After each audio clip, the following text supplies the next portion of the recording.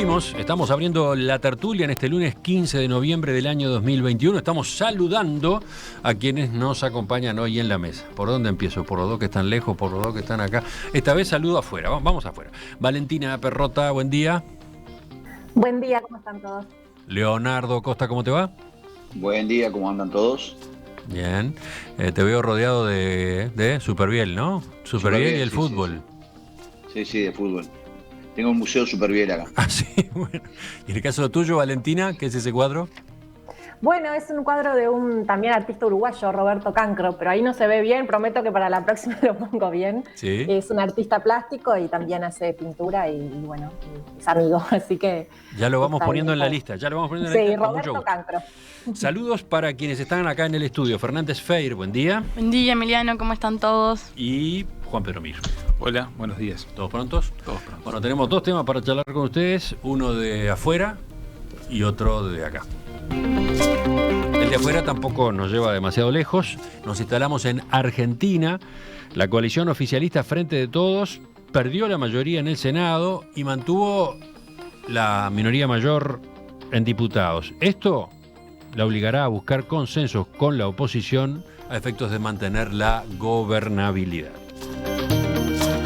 Este domingo se celebraron las elecciones legislativas parciales, donde el kirchnerismo vio disminuida su representación en las dos cámaras del Congreso Nacional. Veamos, en diputados, el justicialismo y sus aliados perdieron 2 de las 120 bancas con las que cuentan actualmente en un hemiciclo de 257. En el Senado, donde hoy tienen 41 escaños, perdieron 6, por lo que no alcanzan la mayoría de los 72 integrantes de la Cámara. Esta es la primera vez desde el regreso a la democracia en 1983 en que el peronismo no tendrá mayoría en la Cámara Alta. El avance de la oposición también se dio a nivel territorial. Mientras en 2019 fue más votada en solo 5 provincias y la ciudad de Buenos Aires, en estos comicios la oposición recibió un respaldo mayor en 13 provincias y la capital. De todos modos, el oficialismo pudo festejar que la derrota no fue tan contundente como la que había sufrido en las PASO, las primarias abiertas, simultáneas y obligatorias del mes de septiembre, en particular en la provincia de Buenos Aires. Allí, la oposición de Juntos por el Cambio tuvo una votación de casi 40% en las dos instancias, mientras que el Frente de Todos creció de 35,4% en septiembre a 38,5% este domingo. Acá, por lo menos, yo no sé qué dicen Leonardo y Valentina, pero acá tanto Juan Pedro como Fernanda estaban muy entusiasmados con empezar con este tema, con empezar con Argentina. ¿Por qué, Juan Pedro? Soy muy argentinófilo, así que sí. ¿Argentino dependiente? No, soy... No, ¿argentino pendiente? Creo que soy parte de esos uruguayos que aman culturalmente Argentina a través de los gustos, desde el tango, desde la música, desde la lectura, y de una historia común, familiar también, que tengo familiares en Argentina.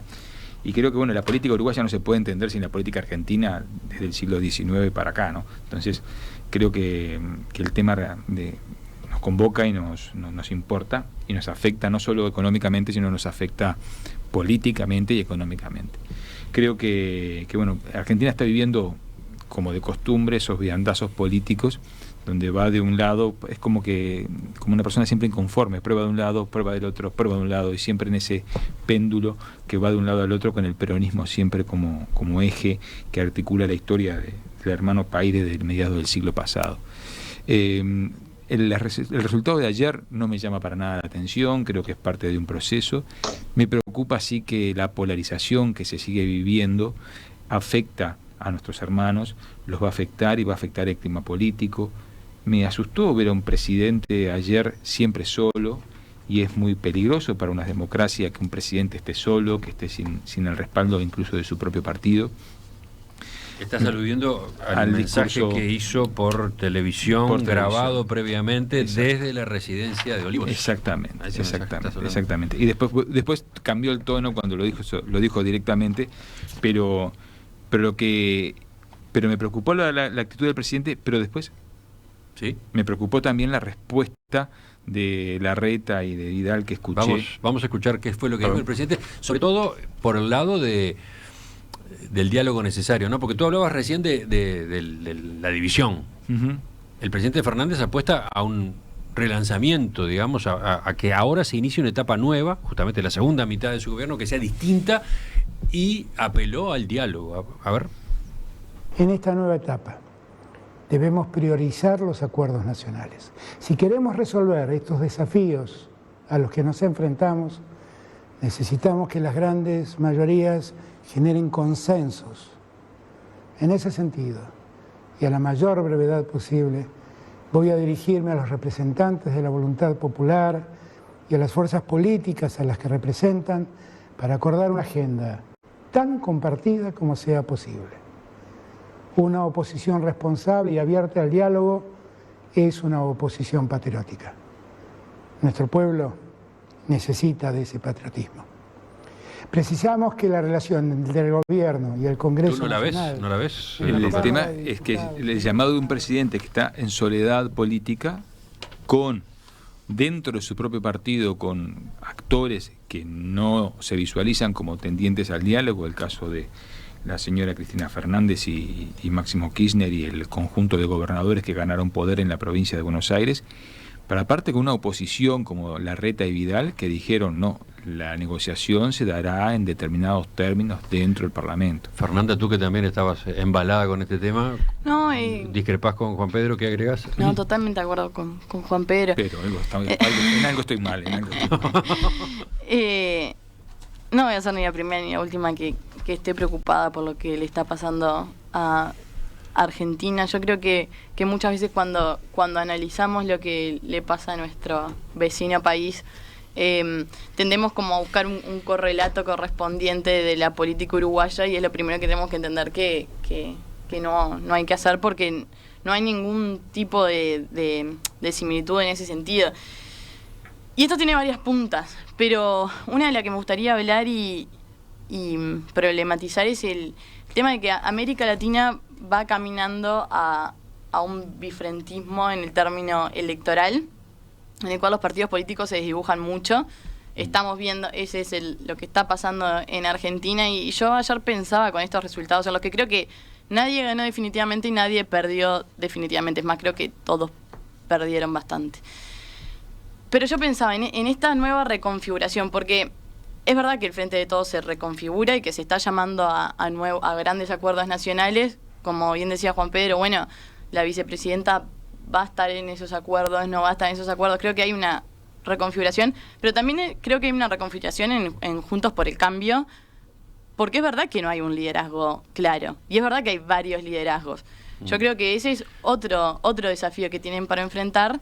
Ayer llamaba la atención la figura de Macri ahí en el estrado del búnker de la oposición, ¿no? Estaba, ¿quién pero era estaba como atrás, hacer una imagen un poco fantasmagórica. ¿Quién era la única persona que estaba contenta ayer, que se la veía contenta? María Eugenia Vidal. María Eugenia Vidal. Y que había ganado en la ciudad de Buenos Aires, había ganado muy cómodamente, ¿no? 57%. Ni que hablar. ¿Y Larreta no estaba contento? Yo no lo veía tan contento. Es cierto, no lucía tan capaz contento. Capaz que era un problema de expresión, no sé. Pero yo a ella la veía como con mucho más fuerza. Por eso digo que también ahí se va a dar algo interesante. Y en esto de la fortaleza de los partidos políticos, yo creo que lo que se viene como desafío para Juntos por el Cambio, por ejemplo, es, bueno, ¿qué van a hacer con Milei? ¿Vale todo?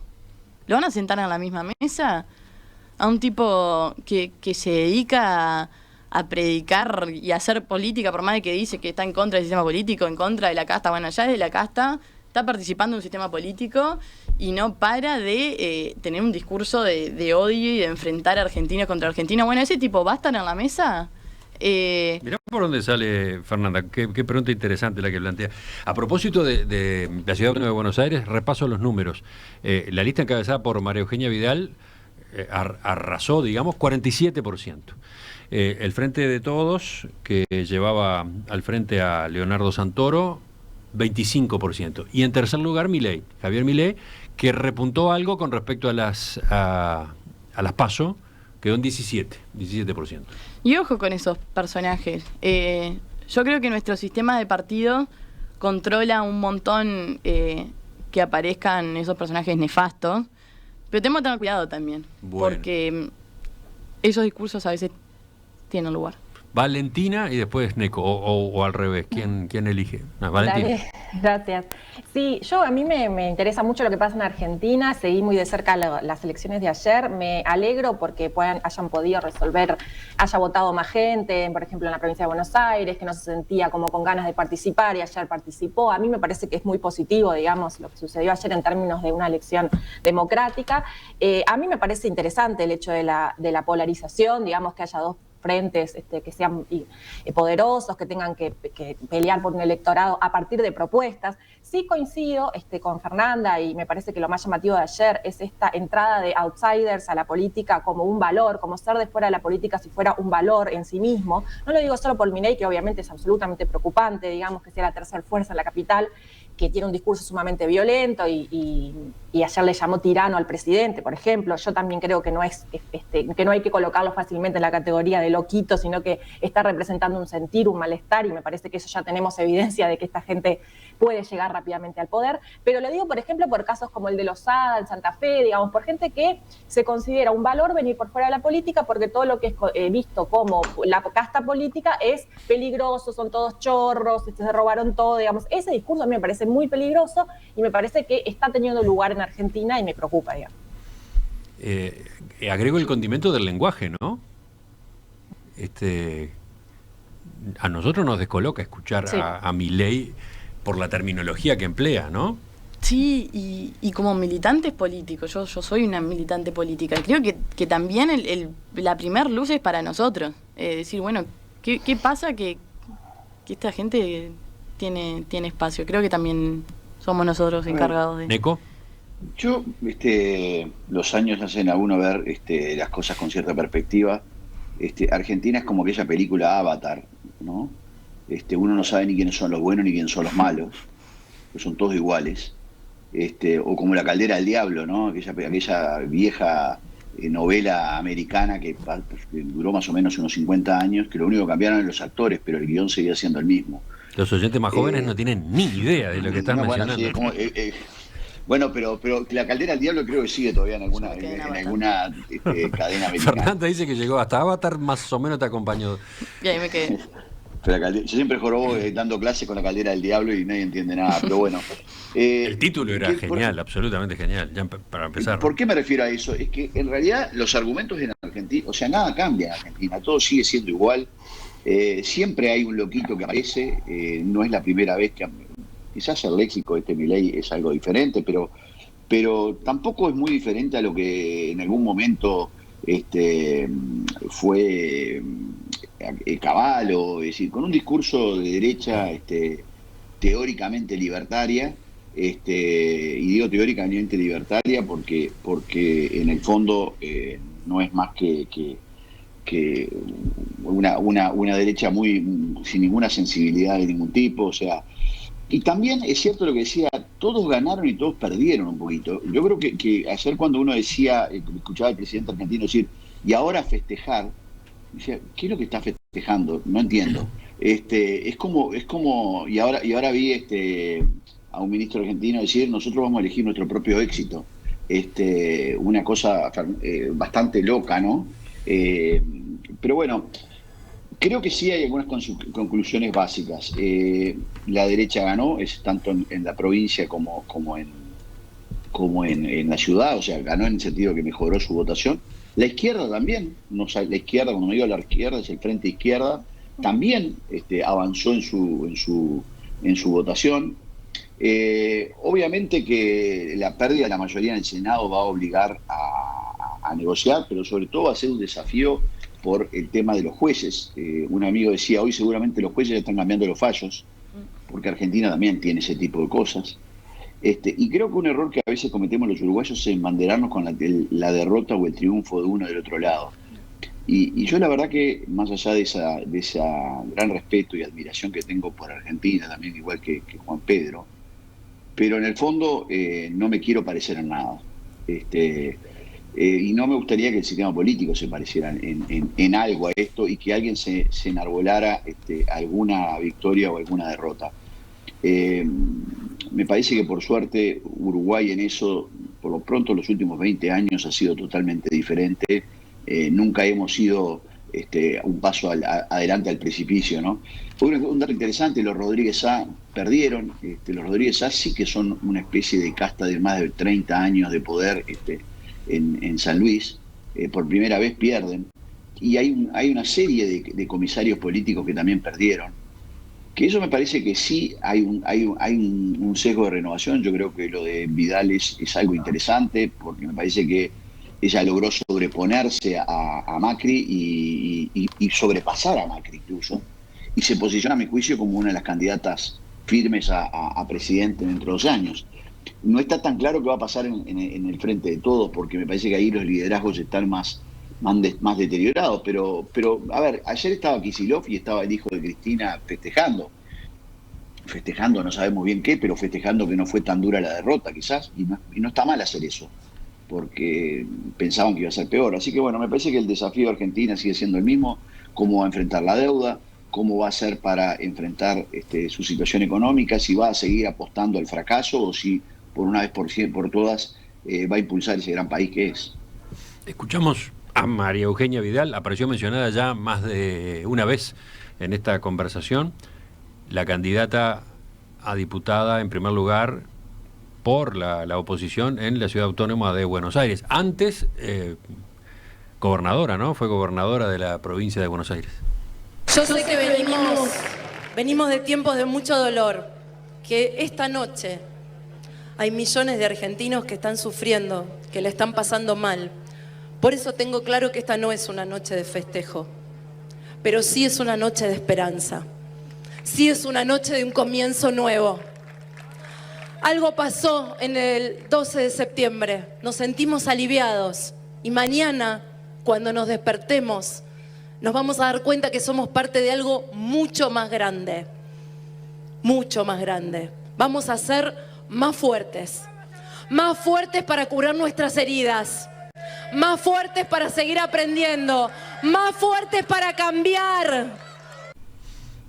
Fernanda, a propósito de María Eugenia Vidal, ¿ibas a agregar algo? No, pero en el término del no festejo, ella empieza diciendo esto y yo creo que también es estratégico por la situación por la que está pasando Argentina. Creo que tiene que ver con eso también el no festejo, y por eso me llama la atención el llamado a festejar del presidente. Juan Pedro. No, Argentina es un país de excesos, históricamente, y la emergencia que planteaba Fernanda de este señor Milei, la presencia política en Argentina se ha hecho por excesos. El general Perón es el ejemplo del exceso, los montoneros son el ejemplo del exceso, la AAA son el ejemplo del exceso, la dictadura argentina Argentina es un país de excesos. No ha logrado durante el siglo XX y en lo que va del siglo XXI no ha logrado una construcción de un proyecto que le dé racionalidad y le dé consistencia al sistema democrático. Llegaron a una guerra por unas islas. O sea, Argentina vive de exceso. Entonces, no me extraña el fenómeno Milei para nada, porque en Argentina los Milei han hecho política desde por lo menos la mitad del siglo XIX. Pero del a ver, siglo XX. ya que se detienen en Milei, pregunto, 17% en la Ciudad Autónoma de Buenos Aires. Entonces, ¿cómo se mira desde acá el peso que tiene o que podría tener en el escenario político argentino? No sé quién quiere hacer un comentario de eso. Sí, pero hay que sumarle expert acá, ¿no? Es decir, en la provincia, si bien es un estilo un poquito más fino, por llamarlo de alguna manera, más delicado, expert es parte del mismo pensamiento político de Milei. O sea, son individuos absolutamente de una derecha trampeana, diría yo, donde el individualismo campea por sí solo, donde lo único que importa es la empresa, la libertad de empresa, y el resto que se muera. A mí me parece que no es un fenómeno. Es cierto lo que decís tú, Emiliano, de que solo un 17% en la ciudad, pero no es solo el 17% de la ciudad, es eso, la provincia, y más de alguna manera rascar de ese descontento por derecha, que en parte ha sido generado por los medios de comunicación, porque los medios de comunicación en Argentina son parte de la política. Clarín es parte de la política, TN es parte de la política, y de la izquierda también, y digamos del Frente de Todo también tienen parte de la política. Todo en Argentina se mezcla, en Argentina no existe, a mí la verdad que es como que realmente llama mucho la atención. Ayer yo iba cambiando de una u otra emisora en función de qué lado de la política están, y son lecturas, parece ser, como de dos realidades, ¿no? Es decir, la grieta en Argentina llegó, está, y en parte los Milei son culpa de los Macri y del PRO. Valentina, porque acá veía a Fernanda haciendo gestos afirmativos mientras hablaba Neco, pero Valentina, ¿qué dice? Sí, yo comparto que no es solo Milei y que él, bueno, ayer dijo que hablando de las elecciones de 2023, que iba a seguir, bueno, militando y tratando de que haya una papeleta de la libertad por todo el país, así que a mí me parece que sí, que es peligroso en el sentido de que suma a un descontento contra el sistema político, que yo estoy de acuerdo que dependerá mucho su éxito de cómo estos dos bloques logren o no sentarse a negociar. A mí me parece como muy triste que la oposición diga que no va a negociar. Milei dijo que no va a negociar, la oposición dice que bueno, que depende de las circunstancias, que cómo, que yo qué sé, me parece como triste, me parece que los sectores menos radicales de ambos bloques deberían poder sentarse a negociar y a resolver los problemas que tiene urgente hoy Argentina, el 40% de inflación, el 40% de pobreza, lo que tiene que negociar con el fondo, digamos, hay temas cruciales que se le va la vida al pueblo argentino y que ya deberían estar pensando en esa mesa de negociación. Y me parece que dependerá un poco de eso, cómo estos discursos más radicales o antipolítica crezcan o no. Desde la audiencia salen en defensa de Milei. No es el único mensaje el de Mario, que dice, ¿Milei un loquito? Es un economista con ideas claras. Sabemos que uno de los principales problemas de la Argentina es justamente económico. El votante sabe que va a votar, sabe qué cosas va a hacer y que no. Él tiene su argumento y su diagnóstico económico sólido. No había ningún opositor a hacerle frente a eso, más para no darle cabida que para otra cosa. Entonces, puedes o no estar a favor de los ideales liberales, pero loquito, agresivo es la corrupción, agresiva es la serie de excesos que han hecho otros. Habrá que tener cuidado. No, yo creo que con Milei lo que... A ver, Neco, al oyente... Yo simplemente quiero traer algo también en contexto. Hoy en Chile estamos a pocas semanas de una elección y quien está liderando es la extrema derecha pinochetista. O sea, estos no son movimientos aislados, son movimientos no liberales, es absolutamente antiliberal este señor Milei. Hablar de castas es lo más antiliberal que hay. Y es loquito porque él usa ese argumento, no porque yo creo que es un tipo inteligente, no hay que subestimar su capacidad, pero es un loquito en el sentido de que entrar por el discurso rupturista es de loquito. Y tiene fecha de caducidad para mí también, entrar con ese discurso, porque los asistémicos logran captar cierto público para una elección puntual, porque llegan atacando al sistema, pero cuando son parte del sistema, cuando no se puede avanzar, porque está todo bien con ser intransigente y decir lo que yo quiero y ponerse el balde y acá no me saca nadie. Bueno, pero para gobernar hay que gobernar con todo el resto, o sea, para ponerse el balde y decir lo que uno cree, puede sentarse en las redes y escribir por ahí. La política es otra cosa, la política es consenso, la política es construcción. Entonces la gente, este tipo de personajes terminan agotándose en el tribuneo y en la elección que viene, no en la que viene general, en la otra yo quiero ver también cómo le va. Bueno, nos concentramos mucho en Milei, pasó a ser tema propio acá dentro de esta discusión. Estamos terminando ya con el tema, pero más en general, entonces, ¿qué otras consideraciones les quedaron? Incertidumbre, mucha incertidumbre con respecto al futuro inmediato de nuestros hermanos argentinos. Incertidumbre en un sentido y certidumbre de que va a haber incertidumbre. Creo que vamos a seguir, mientras se siga pensando que la salida es el precio de los commodities y qué forma puedo yo prender de parte de la venta de los commodities para distribuir. Ese es el gran problema de América Latina, nuestro también, pero claramente de Argentina. Y bueno, es un problema económico y dejo pendiente lo que planteaba Neco hoy sobre el tema de la derecha de la extrema derecha en Chile, que es un tema interesante para seguir pensando. Valentina. Sí, a mí hablando de Vidal y de esta, digamos, de esta supremacía que aparentemente tiene ahora, me parece que no está nada dicho y que en realidad hay que tener claro de que la renovación, que son los que dejaron el gobierno hace 2 años, en llamas, digamos, con la deuda que tienen, que ahora negociar, digamos, la renovación, yo en Vidal no la veo, no le veo un discurso, digamos, sólido, más allá de repetir trabajo, salud, seguridad, no le veo a Vidal un discurso sólido de con qué propuesta, cuál es la alternativa al gobierno de Fernández. Si viene del mismo riñón político de Macri y de lo que dejó este gobierno de Macri, digamos. No sé, no veo una alternativa con una propuesta clara, diferente a lo que ya se hizo, más allá de repetir un discurso vacío. Eso, digo, pensando en lo que va a pasar en esta negociación, en cómo se van a consolidar estos 2 bloques de forma, digamos, que le sirva al país, lo veo difícil, porque veo una carrera como eleccionaria, no veo que estén poniendo por delante al país. Y bueno, y menos me parece que Vidal sea ninguna renovación realmente, me parece una mujer que no tiene ningún discurso sostenible, sustentado, o sea, sólido en relación a la propuesta política. Nico, ¿tú qué posibilidades ves en la oposición? Yo por eso decía un poco eso de Avatar, porque en realidad lo que ahora son oposición y se nos llaman renovadores, hace 2 años estaban ahí. Yo creo que sí, esta muchacha tiene una cosa, Vidal tiene una cosa que es un poco diferente, tiene un discurso un poco más empático, transmite cierta sensibilidad que es la misma que había transmitido en la provincia, y creo que no tiene la carga que tiene Macri de un pasado empresarial por lo menos cuestionable por parte de la población. En ese sentido creo que sí es por lo menos una cara un poco diferente y me da la impresión de que transmite esa especie de sensibilidad de madre que le habla a su rebaño, no sé, tiene chance. De todos modos, nos estamos adelantando, enseguida aparece la pasión por mirar candidaturas, ¿no? Liderazgos, y nos estamos adelantando. Ahora lo que más interesa saber es qué pasa en el corto plazo, ¿no? ¿Qué ocurre hoy mismo? ¿Qué ocurre en los próximos días? ¿Cómo se encamina esta nueva realidad política con sus derivaciones económicas y sociales? Y un parlamento protagonista.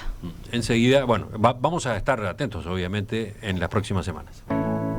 La muestra Arte UI en Perspectiva es una presentación de BMW, el placer de conducir. Roberto Cadenas, él es el invitado, él es el protagonista de esta semana en el ciclo Arte UI en Perspectiva. El título de la obra que tenemos en el estudio, que está ubicado aquí a mis espaldas, este cuadro, Velero en Descanso. Un óleo collage, medidas 95 por 95, que tiene elementos que son característicos de la trayectoria de Roberto Cadenas, ¿no? Ustedes saben que él toma el basural como fuente inagotable para sus cuadros. De esa forma selecciona y recolecciona elementos que ya cumplieron su ciclo y los recicla especialmente para sus obras. Ahí están, en este caso, como en otros, ahí están, digamos, en la mitad inferior de la pintura presente, con su protagonismo desafiando, apelando, incomodando al espectador.